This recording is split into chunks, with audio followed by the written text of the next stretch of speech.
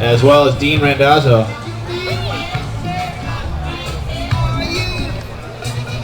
Up the beach looks like Josh Kerr.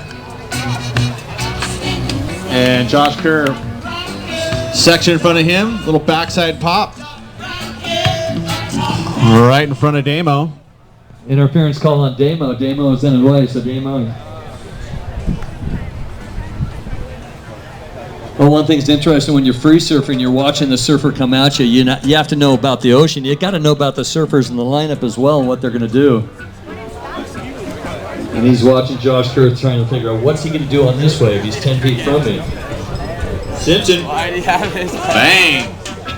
So Brett trying to get some boards figured out. I'm sure they're a whole different design from what he was riding down in Tahiti.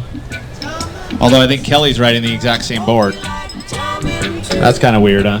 But no, yeah, usually you like picking your golf club. That's like Kelly basically saying to me, I'm going to go out there and play the whole tour, the whole 18 holes with a 5-iron or whatever, 4-iron. The only thing that might change on Kelly's board is the fins. That's right.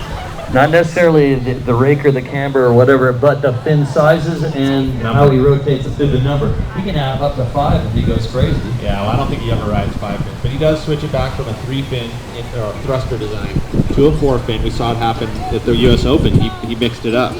He, depending on the conditions, if it was a higher tide heat, he threw on the 4-fin. If it was a lower tide heat, he used the 3-fin. And Kelly, probably more than anybody, knows his equipment and what works to do for what conditions. And I think all these guys do, actually. You got to be the master of that. And the guy who does it the best ends up winning heats or winning events. And how is Asher Nolan? What a win for him today. I mean, guaranteed $11,000 and a chance. Basically, he'll be coming up against Kelly Slater. If he makes a few heats, he will surf against Kelly. And, here he is on the East Coast. Won the trials. A spot in the Quiksilver Pro New York. He must be floating.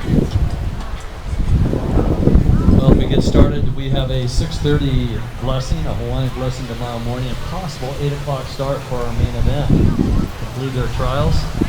So we'll wait to see exactly what develops overnight.